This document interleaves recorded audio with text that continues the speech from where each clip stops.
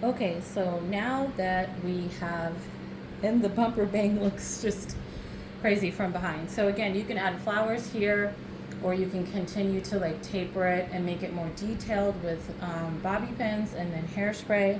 So we're gonna use the sponge, the same sponge, size sponge that I used to make the bangs, but I cut it in half. And I'm gonna use a fairly wide comb and pretty small bobby pins right here. So this part is actually very simple. I think that inevitably it's harder to do this on yourself, but if you were to have extremely thick hair like this mannequin head does, then it probably won't be that hard. But if you have thinner hair, it's probably going to be a little bit more difficult. For me to do this on someone else's hair is very easy. So you just put the hair right in the middle of the sponge. Try to make sure your hair is in a ponytail that is symmetrical. And let me get these in my hands right here. What you're going to do is to part the hair pretty much in the middle of the ponytail and go around it. Now she has really, really long hair. So this, yeah, looks like it's thicker on the top part. Let me try to add a little bit more to the bottom. I actually don't think I'll be using a comb for this. So what you need right now is your nice, simple ponytail holder.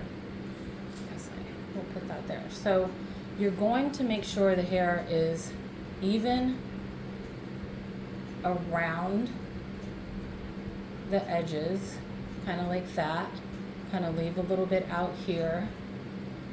And it is so hard. I know I keep saying this, but it is so hard to do this style or any style from this far away from the camera because of the lighting. So you want to just simply put it there in the middle. I have no idea how this is going to end up looking. And place your ponytail holder around the bun. As you can see, we have like a flyaway here that's just doing its own thing. But I think you get the gist of this. I have done this so many times that it never looks messy. I never make any mistakes. This is probably my first time doing it from this far away. So I think you get the idea of what we're trying to do. So almost like the bumper bangs, you're gonna make sure the hair expands out from the middle and around to cover the sponge.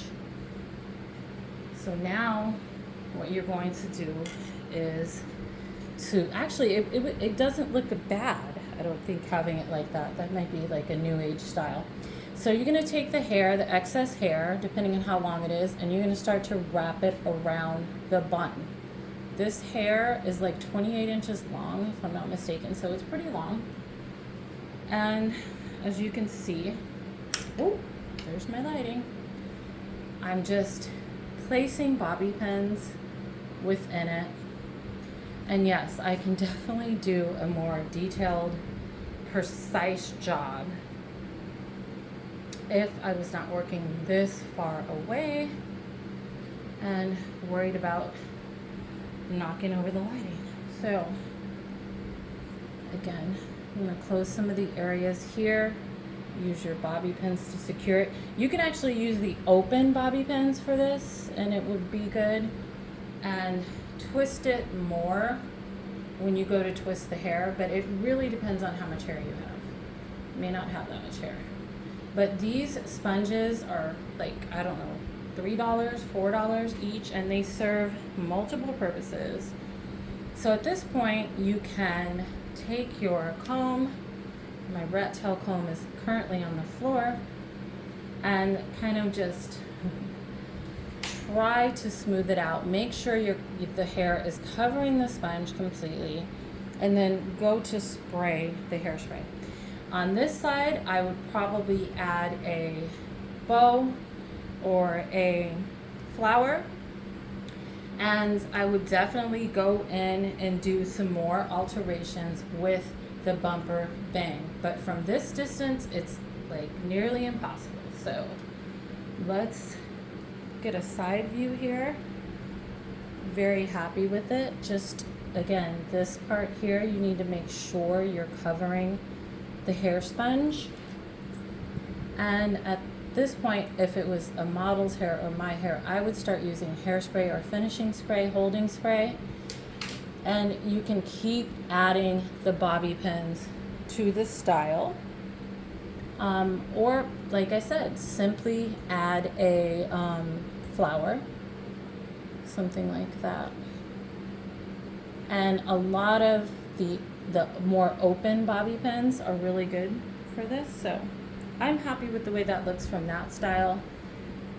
Any excess hair right here, what you want to do is just tuck it in, use some finishing spray, or add a bobby pin. So I'm happy with that side, especially, like I said, considering the conditions that I'm doing this.